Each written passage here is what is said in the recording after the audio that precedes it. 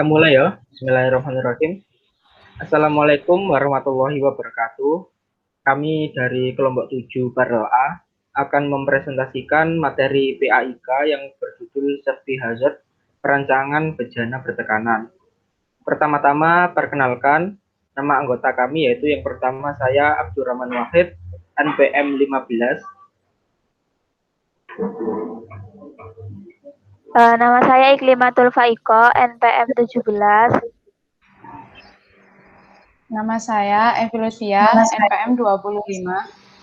Saya Iva Mulatus Hanifah, NPM 44. Kemudian pokok bahasan yang akan kita bahas yaitu yang pertama pendahuluan, pengawasan K3 pesawat uap dan bejana tekan, sumber bahaya dan akibat yang ditimbulkan oleh bejana tekan, dasar hukum pengawasan K3 pesawat uap dan bejana tekan, dan terakhir pemeriksaan dan pengujian pesawat uap dan bejana tekan. Untuk materi yang pertama yaitu pendahuluan, yaitu mesin uap dan siklus Rankine. Sejak ditemukannya mesin uap oleh James Watt tahun 1760-an, penggunaan pesawat uap termasuk bejana tekan semakin meningkat. Di sini dalam gambar 1 menunjukkan salah satu contoh mesin uap sebagai penggerak mesin di industri pada masa revolusi industri. Sedangkan gambar 2 menunjukkan diagram siklus Rankine sebagai dasar dari siklus kerja dari mesin uap, di mana fluida dipompa dalam tekanan tinggi dari kondisi 1 ke kondisi 2. Kemudian panas ditambahkan dalam boiler dengan membakar bahan bakar. Kemudian untuk menguapkan fluida ke kondisi 3, uap mengembang melalui turbin dan tekanan suhu menurun seketika menjadi kondisi 4. Akhirnya uap mengembun menjadi cair dan dipompa kembali.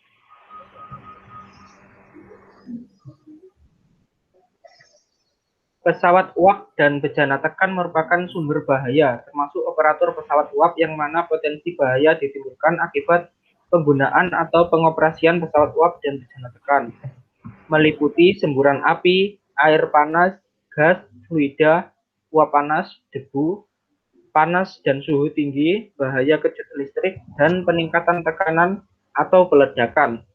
Agar kecelakaan tidak timbul dalam bekerja yang menggunakan pesawat uap maupun bejana tekan, maka pemahaman tentang pesawat uap dan bejana tekan serta syarat-syarat K3 adalah sangat penting supaya dapat melakukan pengawasan K3 pada pesawat uap dan bejana tekan. Hal ini ditetapkan dalam Undang-Undang Nomor 1 Tahun 1970 Pasal 3, di mana berbunyi pengawasan tidak hanya pada produk, namun diawali dari proses produksi atau pembuatan pesawat uap dan bejana tekan yang banyak dilakukan proses pengelasan, pengujian produk, hingga penerbitan izin pemakaian pesawat uap dan bejana tekan.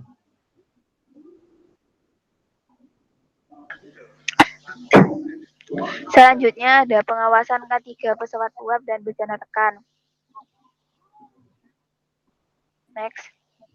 Untuk pengawasan K3 pesawat uap dan bejana tekan merupakan serangkaian kegiatan pengawasan dan semua tindakan yang dilakukan oleh pegawai pengawas ketenagakerjaan atas pemenuhan pelaksanaan peraturan perundang-undangan terhadap objek pengawasan K3 pesawat uap dan bejana tekan di tempat kerja atau perusahaan.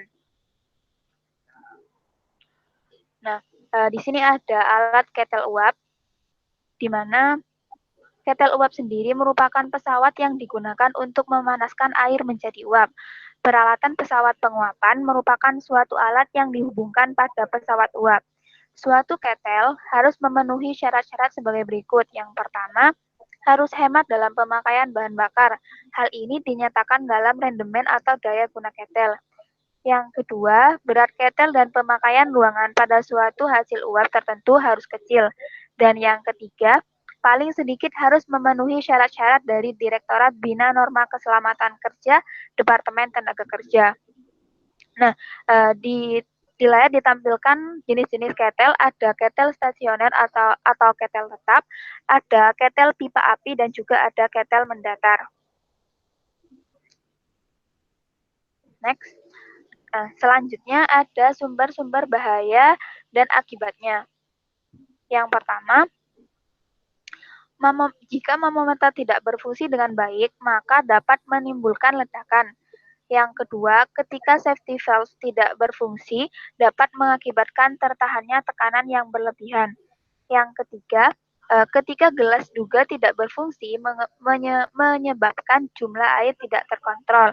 Dan yang keempat, ketika air pengisi ketel tidak berfungsi, mengakibatkan terjadinya pembengkakan bejana karena tidak adanya transfer panas. Dan yang kelima, boiler tidak dilakukan blow down dapat menimbulkan scale. Untuk yang keenam, jika terjadi pemanasan lebih karena kelebihan produksi uap. Dan yang ketujuh, tidak berfungsinya pompa air pengisi ketel. Yang kedelapan, karena umur boiler sudah tua, maka material telah mengalami degradasi kualitas. Dan yang terakhir, karena perubahan tak sempurna atau roster, nozzle full tidak berfungsi dengan baik. Next. Nah, selanjutnya ada tentang bejana tekan. Di layar ditampilkan contoh bejana tekan. Ada dua. Yang pertama, contoh bejana tekan yang terpasang pada sistem pemanas air. Dan yang kedua, ada contoh bejana tekan yang terpasang pada struktur. Untuk bejana tekan sendiri merupakan sesuatu yang digunakan untuk menampung fluida yang bertekanan atau bejana selain pesawat uap yang di dalamnya terdapat tekanan yang melebihi udara luar dan dipakai untuk menampung gas atau gas campuran termasuk udara, baik terkempa menjadi cair atau dalam keadaan larut atau beku. Selanjutnya akan dijelaskan oleh teman saya. Kemudian, selanjutnya saya akan menjelaskan tentang sumber bahaya dan akibat yang dapat ditimbulkan oleh bejana tekan. Di mana bejana tekan merupakan salah satu sumber bahaya yang dapat menimpa tenaga kerja dan kerja yang sangat fatal bagi lingkungan. Salah satunya berupa tenaga kerja, tempat kerja, perusahaan, dan alam. Untuk bahaya-bahaya sendiri, di sini sudah ada 5 bahaya. Yang pertama merupakan bahaya terhadap kebakaran yang kebanyakan ditimbulkan oleh bejana tekan, penyimpanan gas asetilen, hidrogen, LPG, karbon monoksida, metan, dan lain-lain.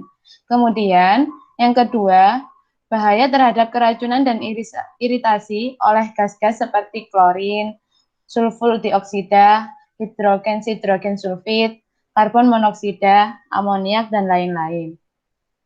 Kemudian, yang ketiga, ada bahaya terhadap pernapasan tercekik atau yang disebut dengan asphyxia, di mana hingga pernapasan ini tuh menyebabkan pingsan seperti disebabkan oleh nitrogen, argon, karbon dioksida, helium, dan gas inert lainnya memenuhi ruangan yang mana membuat kandungan oksigen jauh menurun. Kemudian yang keempat, ada bahaya terhadap peledakan yang ditimbulkan oleh gas mudah terbakar yang ditampung dalam bejana tekan, yang mengalami kerusakan hingga dapat mengakibatkan sebuah ledakan. Kemudian yang terakhir merupakan bahaya terkena cairan sangat dingin, disebabkan oleh gas nitrogen cair dan lain-lainnya. Kemudian di sini ada bab tentang dasar hukum pengawasan K3 pesawat uap dan bejana tekan. Di mana dasar hukum ini diatur pada undang-undang dan peraturan pemerintah. Untuk undang-undangnya ada 3. Yang pertama diatur pada Undang-Undang UAP tahun 1930. Yang kedua diatur pada Peraturan UAP tahun 1930. Dan yang ketiga diatur pada Undang-Undang Nomor 1 tahun 1970 tentang keselamatan kerja. Kemudian dasar hukum juga diatur pada peraturan pemerintah. Yang pertama Permen nomor 01/Men tahun 1982 yang mengatur tentang bejana tekan. Yang kedua merupakan Permen nomor 01/Men 1982 yang mengatur tentang klasifikasi jurulas. Dan yang terakhir dasar hukum yang mengatur Permen nomor 01/Men tahun 1988 tentang klasifikasi dan syarat-syarat operator pesawat uap. Kemudian yang bab selanjutnya akan dijelaskan oleh teman saya. Bab berikutnya yakni pemeriksaan dan pengujian pesawat uap dan bejana tekan.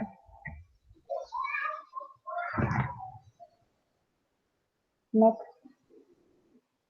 Pada pemeriksaan sebelum pembuatan atau prafabrikasi, sebelumnya pembuatan bejana yang mulanya harus memiliki pengesahan perencanaan desain atau gambar rencana terlebih dahulu dan semua sertifikat atau dokumen serta menetapkan prosedur kerja.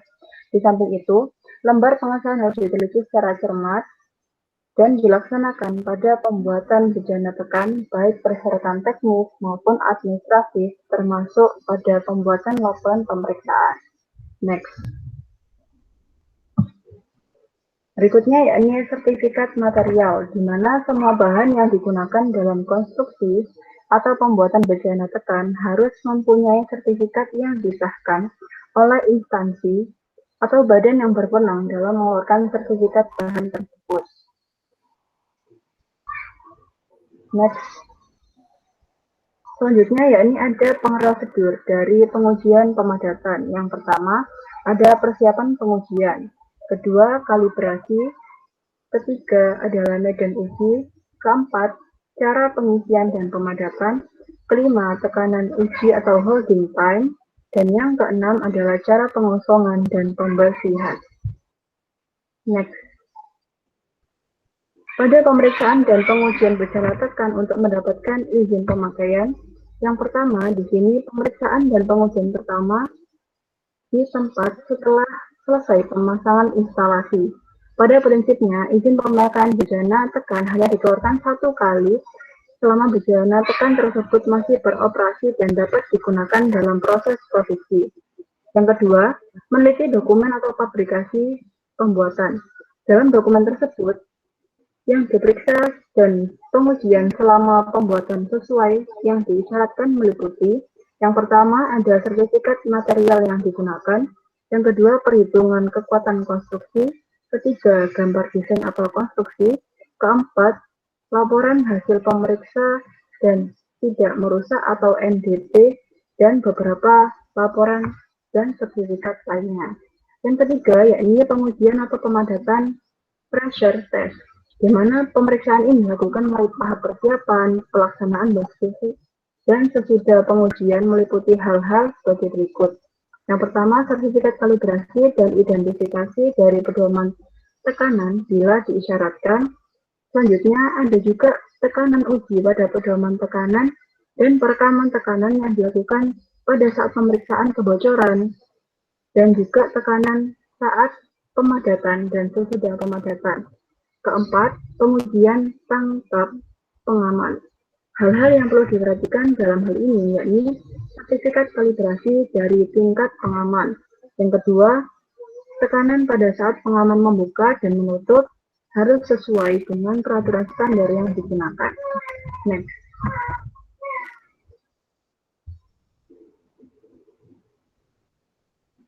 Selanjutnya yakni persyaratan teknis bejana tekan, di mana yang pertama adalah konstruksinya, kedua adalah alat pengaman, dan ketiga adalah tanda-tanda pengenal. Untuk konstruksinya, yang pertama, jenis material harus memenuhi standar yang berlaku.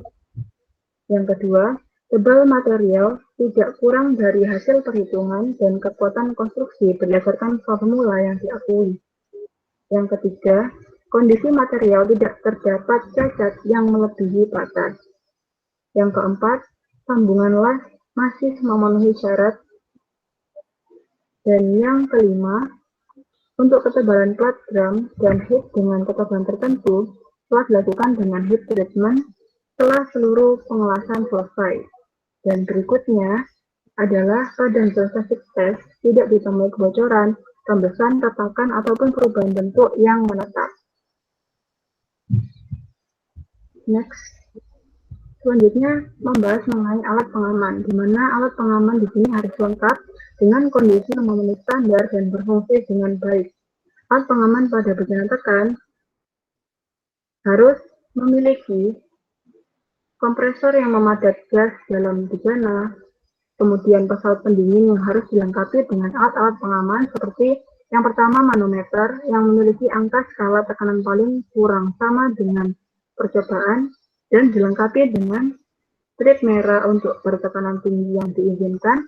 Yang kedua, kran bercabang 3 untuk mempunyai flange dengan garis tengah 40 mm dengan tebal 5 mm. Yang kedua, tingkat pengaman yang bekerja sama bagaimana tingkat tekanan terjadi melebihi pada tekanan yang tertinggi, yang mana hal tersebut diizinkan. Next. Selain adanya hal pengaman, tentu harus terpasang bejana, harus diberikan tanda-tanda pengenal sebagai berikut. Yang pertama, nama pemilik. Kedua, bulan dan tahun pemadatan pertama dan berikutnya. Kemudian tanda dari bahan pengisi untuk botol baja yang berisi lautan asetilen. Kemudian besarnya volume jika diisi air untuk bejana berisi gas yang ditempa. Kemudian berat maksimum dari sisinya. Selanjutnya, tekanan pengisian yang diizinkan, berat dari botol baja dalam keadaan kosong tanpa kran dan tertutup, kemudian nama gas yang diisikan, di mana di sini bukan nama atau simbol kimia, melainkan nama gas tersebut. Kemudian nama dan nomor urut pabrik pembuat. Sekian yang dapat kami paparkan dalam presentasi kali ini, kurang lebihnya kami mohon maaf. Kami akhiri. Wassalamualaikum warahmatullahi wabarakatuh.